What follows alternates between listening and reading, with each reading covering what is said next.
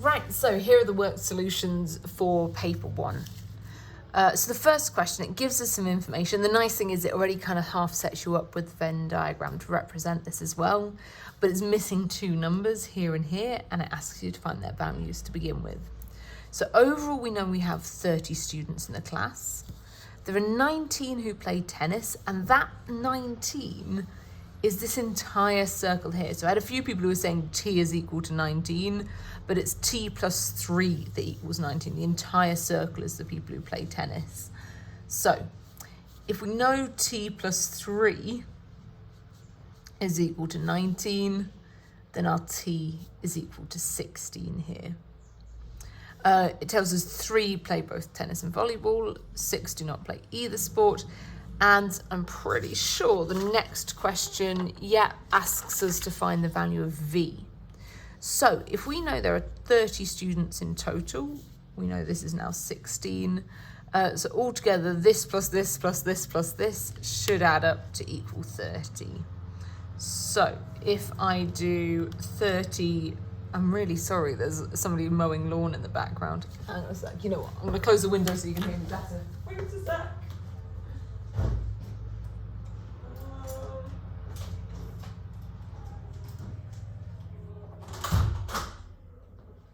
There we go, right, I'm almost back. I just waited ages for the maths teachers to leave to be able to do this, and now it's noisy in the background anyway. Right, so overall there's 30 in total, so that V is whatever's left over to make all of this up to 30. So if we do 30 minus 3 minus 16 minus 6, that leaves us with 5 for our value of V. There we go. The next question says, find the probability that a randomly selected student from the class plays tennis or volleyball, but not both. So if I think about which regions that's talking about, let me grab, have I got a highlighter? No, I don't. Oh well.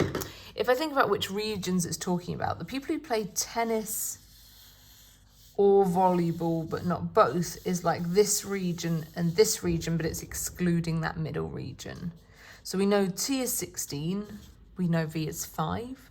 So overall, the total number of people who play tennis or volleyball, but not both, is 21. But 21 isn't a probability, it's asking us for the probability. So the probability is 21 out of our total of 30 people. So my final answer is 21 over 30. Now you could simplify that to 7 over 10, but there's no need to do that. 21 over 30 is a fully correct answer that would have got you both marks. Right. This next question, it's got a grouped frequency table. Overall, it says there's 49 mangoes from a farm. Their weights are summarized here. And the first thing it asks us to do is to find the modal group for this data. So the modal group is the group with the highest frequency. That's this bit here. So here's where we can see our highest frequency was 16.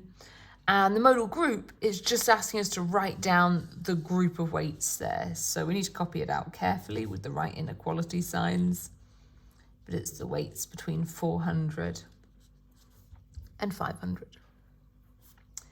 It then asks us to use our graphic display calculator to find the standard deviation. So to be able to input this into our calculator, because we can't put ranges of values here, instead we're going to use the midpoint for each of those ranges. So the midpoint of 100 and 200 is 150, 250, 350, 450, 550, and then I can use the spreadsheet part of my calculator. I make sure I label it, so we've got weight. There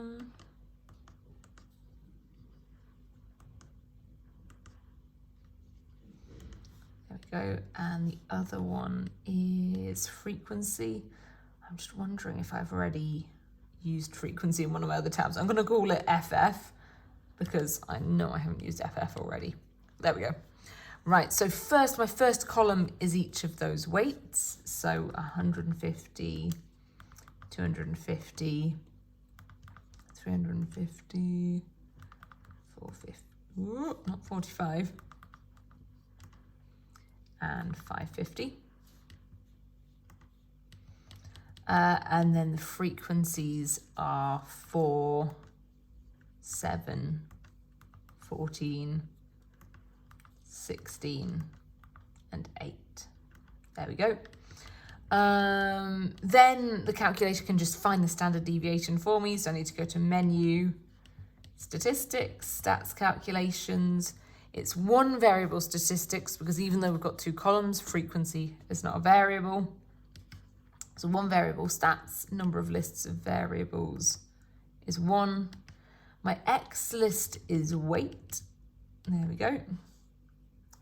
Enter. Oh no, made a mistake. Oh well. I pressed enter and it took me straight through, but I hadn't changed my frequency list yet. Let's try again. So statistics, stats calculations, one variable. I'm going to press with my mouse instead. So my X list is weight. And I've got to change my frequency list too. Remember, I called my frequency list FF, so that's what I'm going to use. And once I've got my weight and my my X list and my frequency list in there, I'm all good. It's going to put the correct results now in column G. Oh, where's it gone? So what we've got here, the mean, we've got some other things. That SX is not the standard deviation. The one below with the sigma is our standard deviation. So our standard deviation is 115.265. And then I can round that to 3 significant figures, which is just 115.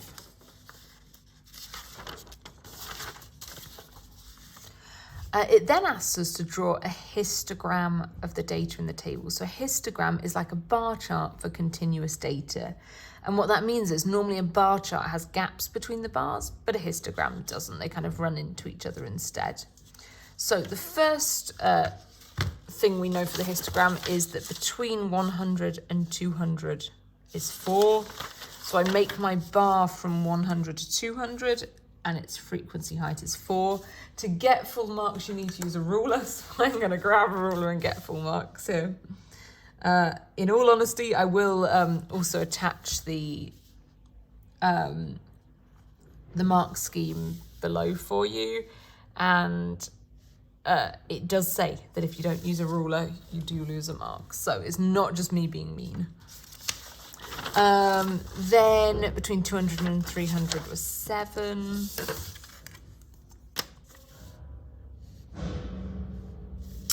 Close the window so we can't hear the lawnmower. And then there are just students banging around in the staircase instead. Should I tell them to be quiet, that we're doing a work solutions video? They just don't care about my YouTube channel at all. Hey, sorry, I'm actually making a work solutions video right now. Sorry. See you in a bit. So between 300 and 400 is 14.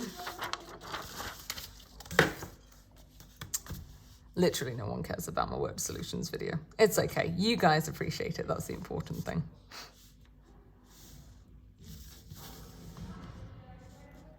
Here we go. I'm going to have to say sorry to Miss Wickham after this. 400 and 500 is 16. Whew.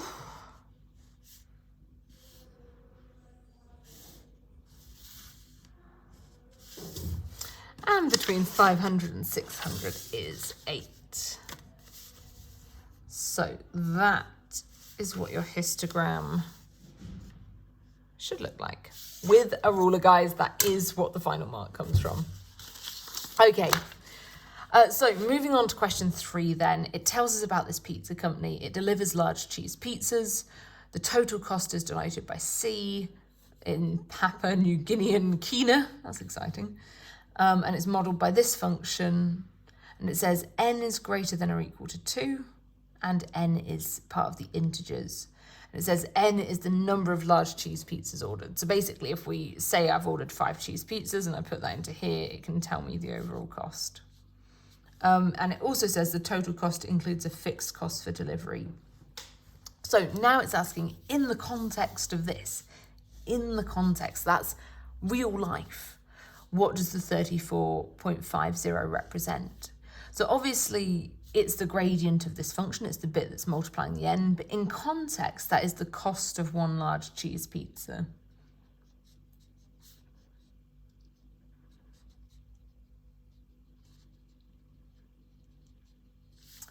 And then the plus 8.5 is the it's the y-intercept, but it's also that fixed cost for delivery. Basically, no matter what, it's going to cost 8.5 to be delivered, and then plus how many pizzas you order.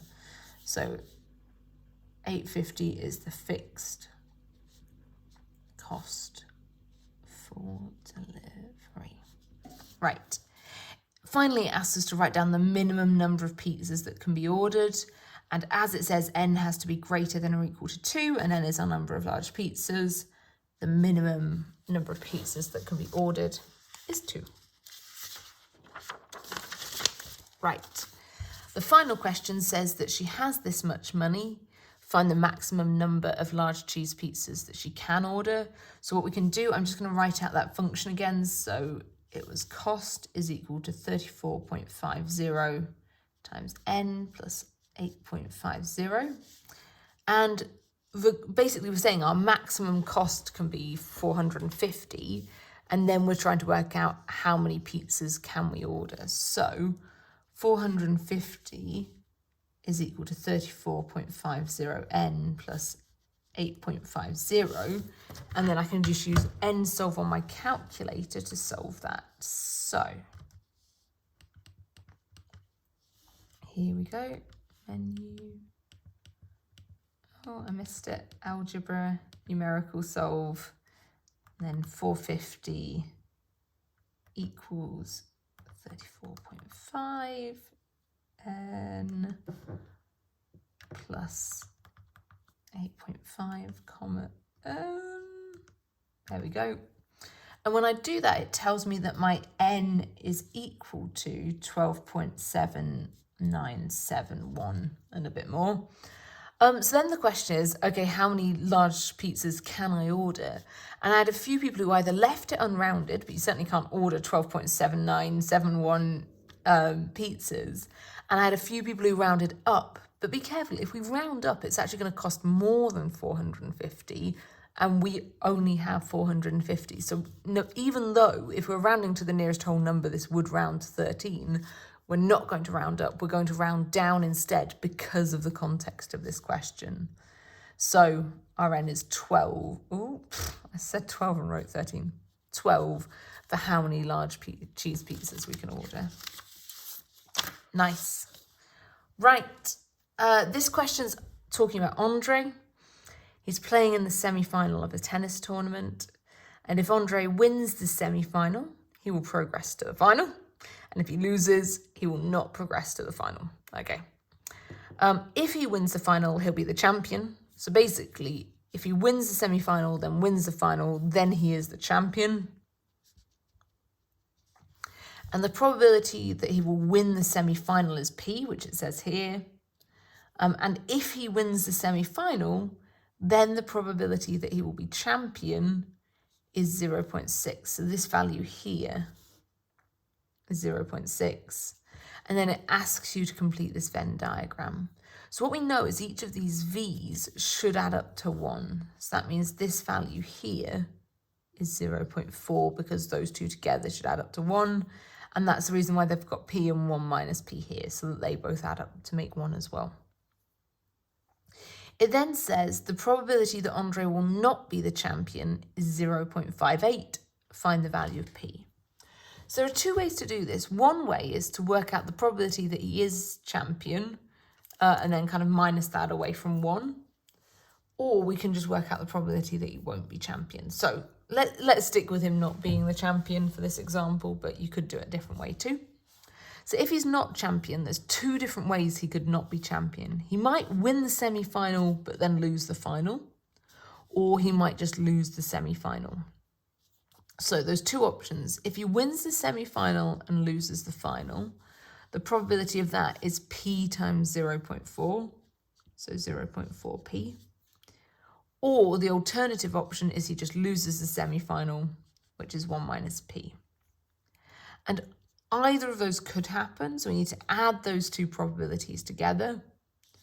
And this is all the different ways he could lose, and we know the probability that he loses or he doesn't win the championship is 0.58. So then I can use nsolve to solve it. Oh, why did I turn it off? There we go. Menu, algebra, nsolve, 0.4 p plus 1 minus p is equal to 0.58, comma, p. There we go. So what it's telling me there is that p is equal to 0.7. Nice. Right, the final question says, given that Andre did not become champion, find the probability that he lost in the semi-final. For that, I would suggest our formula booklet. Have I? Oh, yeah, I have got it here. I'm just looking through the formula booklet for the conditional probability formula, because if it says given that, it is definitely a conditional probability question. Let me see if I can find it. Here we go. So the conditional probability formula is this one here. So the probability of A given B is equal to the probability of A intersection B divided by the probability of B. And in our case, it's given that he did not become champion. So our B is not champion. Find the probability that he lost in the semi-final. So our A is lost in the semi-final. And then I need to just work through this formula. So the probability of A intersection B is that he both lost in the semi-final and he lost overall. Well, let's be honest, if he loses in the semi-final, he's definitely lost. So the probability he lost in the semi-final and he's not champion is just the probability that he lost in the semi-final. And the probability he loses in the semi-final is 1 minus p. Our p was 0.7, so 1 minus p is 0.3. And then the probability of B is the probability he's not the champion. And the previous question tells us the probability he'll not be champion is 0.58. So then I just need to complete that division, 0.3 divided by 0.58. And it tells me that it's 0.517241 and some more.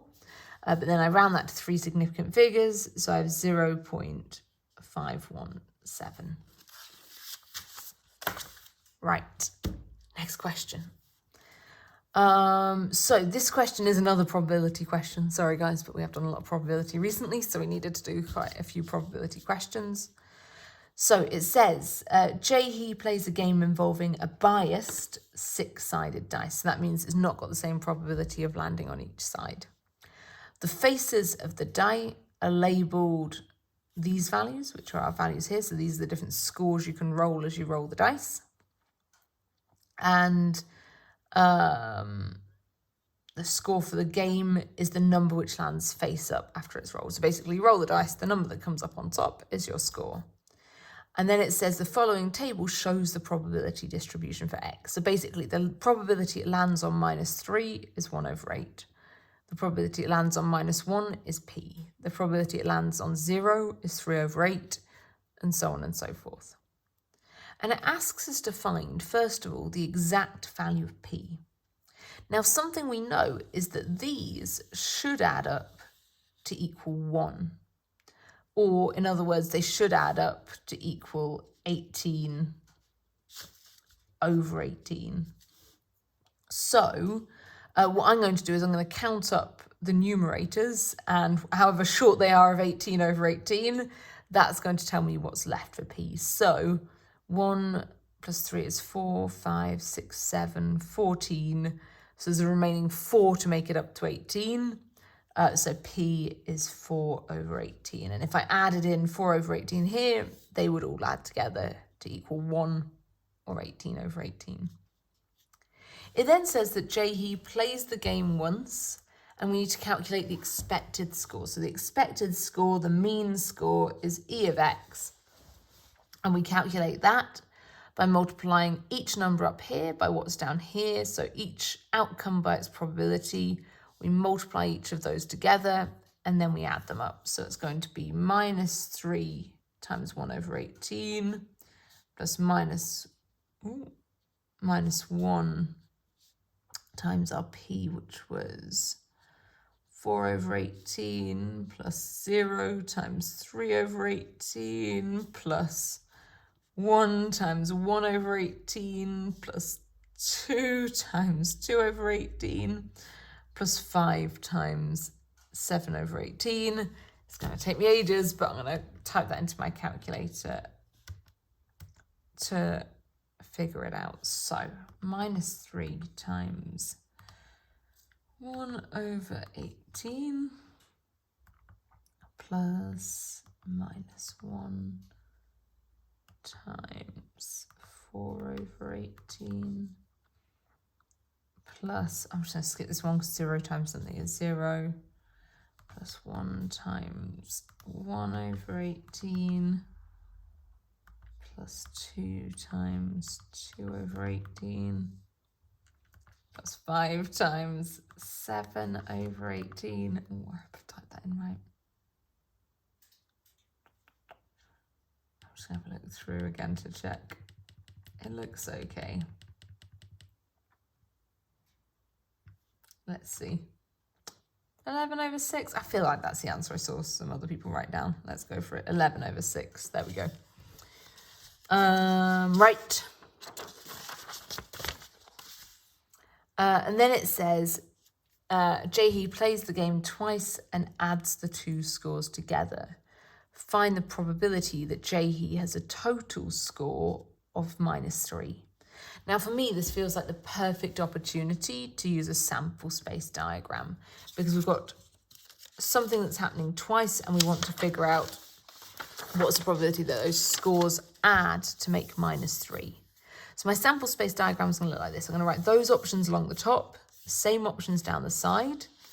And then the question says she plays them twice and adds the two scores together. So in the middle of my sample space diagram, I'm going to write those two scores added together. So minus 3, minus 1, 0, 1, 2, 5.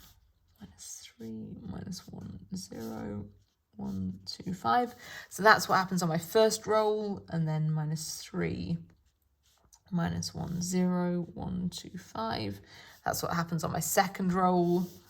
And then I'm now going to fill in what happens when I add those two scores together. So minus 3 plus minus 3 is minus 6, minus 4, minus 3, minus 2, minus 1, 2, minus 4, minus 2, minus 1, 0, 1, 4, minus 3, minus 1, 0, 1, 2, 5, minus 2, 0, 1, 2, 3, 6, minus 1, 1, 2, 3, 4, and 7. And last but not least, 2, 4, 5, 6, 7, and 10. So these are all the different things that could happen when I take my scores off each dice and add them together. And it's asking me to find the probability that the total score is minus 3. So now I'm going to look through and see how many times is the total score minus 3.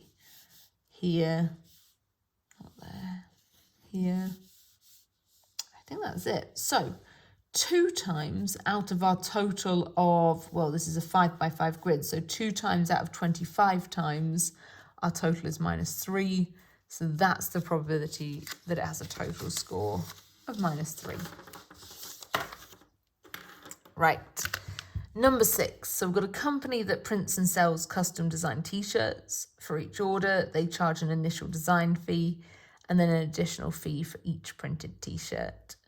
M-Line charges M euros per order. This charge is modeled by this linear function here, where X is the number of t-shirts in the order. Write down the initial design fee. So the initial design fee is that 40 euros, because even if I order no t-shirts and have a 0 here, then overall the cost would be 40, is it euros? I'll just put 40. There we go. And then it asks us to find the total amount charged for an order of 94 t-shirts. That's saying our X is 94. So MX is equal to 5 times 94 plus 40.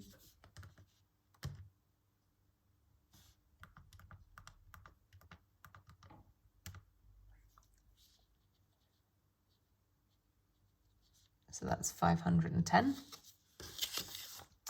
Then there's another company that prints and sells t-shirts for N euros. Oh, it was in euros. Oh well. And it says that their cost is just 9 times X, where X is the number of t-shirts in the order. And it asks us, sorry, I'm tired. It asks us to write down the number of t-shirts in an order for which they're charged 63 euros. So basically the total cost is 63 euros. And it's asking you to work out how many t-shirts there are. So that means our NX, our cost, is 63 euros, and we're trying to find the X. So the way we can write that is 63 equals 9X. You could use NSOLVE for that, but if we just divide 63 by 9, we find that X is equal to 7.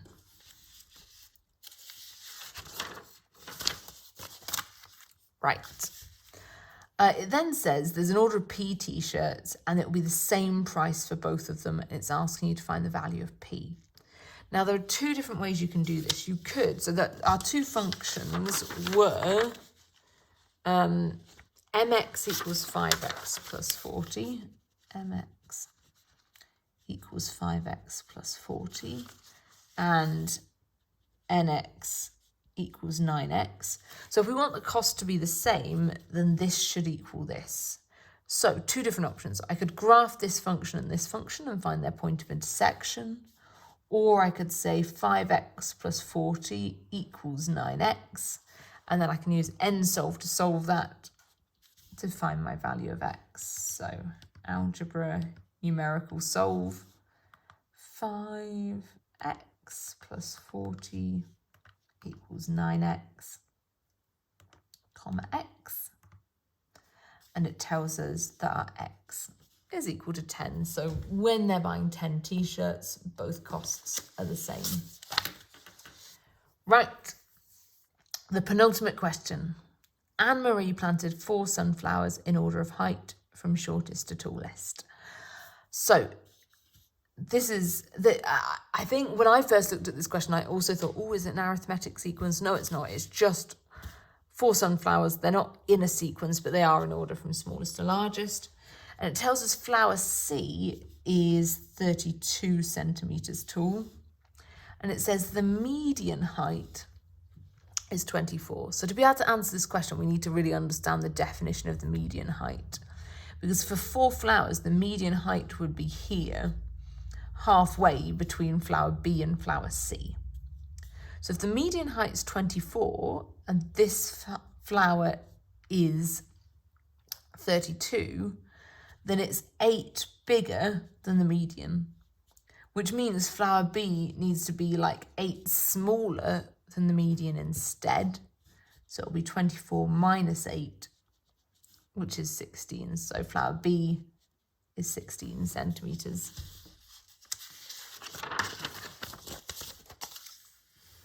It then says the range of heights is 50 centimetres. And it says flower A is P centimetres and flower D is Q centimetres. and it asks you to write down an equation in terms of P and Q. So if D is the maximum height and P is the minimum height, well, we know that the range is equal to the maximum minus the minimum. And our maximum height is Q, and our minimum height is P. So it's going to be Q minus P. It then says the mean height of the flowers is 27 centimetres. Write down a second equation in terms of P and Q. So the mean height is going to be, hang on a second, let me just write this out. So that was P, this was Q. The mean height is going to be this plus this plus this plus this, divided by how many flowers there are, which is 4. So P plus 16 plus 32 plus Q. P plus 16 plus 32 plus Q, divided by 4 is equal to our mean height of 27. Now I could simplify that a little bit. I could maybe add that 16 and 32 together, which is 48. So then we can say P plus Q plus 48 over 4 is equal to 27. That's more just sort of shortening what I've got to write. It's not actually making it any more correct. This is fully correct. Right. It then basically says for the next two questions, using our answers from these two, we're then going to write down the heights of flower A and flower D.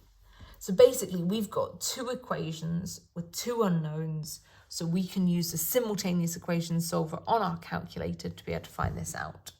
The one bit I did realise is I've never written in that Q minus P is equal to 50 because the range is 50.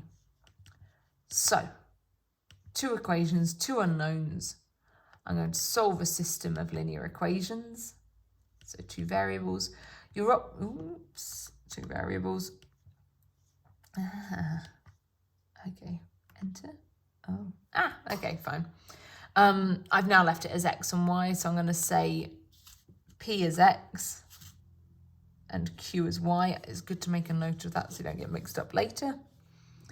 So every time I see P, I'm going to replace it with an X. Every time I see Q, I'm going to replace it with a Y. So 50 equals Q minus P, so Y minus X.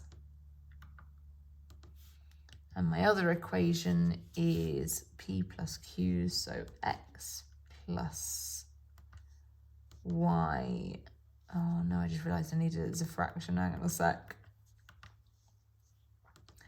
X plus Y plus 48 over 4 is equal to 27. There we go, that's my two equations, my two unknowns. And then it tells me that I've got 5 and 55 here, so my X is equal to 5 and my Y is equal to 55. So my P is equal to 5, my Q is equal to 55, and flower A had the height of P. So that one's the 5 centimetre one, and D was equal to Q, the largest flower, so 55 centimetres. Okay. Whew, I feel like I need to take a breather before this one. So, final question, a crazy Voronoi diagram question, but you know what? Final question should be a crazy question. So a 9 marker, let's have a read of it and see if we can work it out. So it says A and B are sites. It tells us that B has coordinates 4, 6. L is an edge, and the equation of the perpendicular bisector of the line segment from A to B is minus 2x plus 9. So this line here is y equals minus 2x plus 9. And it asks us to find the coordinates of A. Now, this is not by any stretch an easy question, but I am going to talk you through how to do it. So the kind of things I'm thinking to myself are, how can I find out what that coordinate is? What do I know about it? Well, I know it's as far away from this line as B is from this line. So whatever this point is, this midpoint between them, remember the midpoint rests on that perpendicular. Oh, hang on a sec. What am I doing? Oh, now I've ruined my diagram too. Sorry, guys. So the equation of the perpendicular bisector is this. So it's not the line from A to B. That's not the perpendicular bisector. This is the perpendicular bisector. Hang on a sec. Let me use some colour to try and differentiate now. So that's my perpendicular bisector. And this is the equation of my perpendicular bisector. There we go. Now I'm right. So then I'm thinking, what do I know about A? Well, I know A is as far away from that midpoint as B is. And that midpoint kind of rests halfway between those 2 points. So if only I knew the midpoint, I'd be able to work out what A is. So to be able to find the midpoint, I know the equation of this line. If I can also find the equation of this line, then I've found that point of intersection, I've found that midpoint. So step one is find the equation of the line between A and B. How can we do that? First of all, we know that this line and this line are perpendicular to each other. That's literally the definition of a perpendicular bisector. So if we know it's a straight line, we know it's going to be in the form y equals mx plus c, this line from A to B.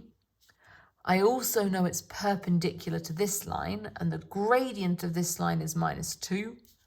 So the perpendicular gradient is positive 1/2. So now I know it's going to be in the form y equals 1/2x plus c instead. And then to be able to find out that c, I can substitute in one coordinate I know is on that line. So I know both A and B are on the line. I don't know the coordinates of A, that's what I'm looking for. But I do know the coordinates of B. The coordinate of B is 4, 6. So I can substitute that into this equation to find the value of C. So x is 4, y is 6. So I've got 6 equals 1/2 times 4 plus c. So 6 equals 2 plus c. So c is equal to 4. So the equation of the line between A and B is y equals 1/2x plus 4.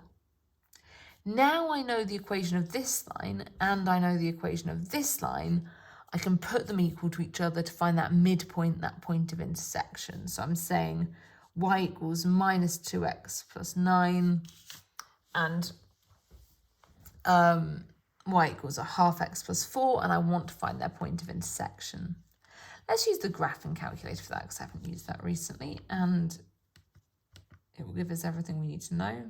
I think I want to open a new document. Hang on a sec. File, new document. I need to save. There we go. So first function is -2x plus 9. And then I want to add in another function, which is y equals 0.5x. Oh, why did I type in the y equals? Just 0.5x plus 4. There we go. I can see my point of intersection there, and then I can do menu, analyze graph, intersection, and I'm looking for an intersection. I just go lower bound, upper bound, and my point of intersection is the 0.25. So 25 is the coordinate of that midpoint M. We're so close now, guys. Now what I'm going to use is my midpoint formula. So I know my midpoint should equal, wait, hang on a sec. Let's call A x comma y. That's going to be easiest. So that midpoint, that 2 should be x plus 4 divided by 2. And that 5 should be y plus 6 divided by 2. So basically x plus 4 over 2 equals 2. And y plus 6 over 2 equals 5. You could use n solve to solve these, but I'm just going to solve them quickly in my head. So 4 minus 4, so x equals 0. And and y equals 10, 4. So the final coordinate for A is 0, 4. Crazy question, but definitely enjoyable.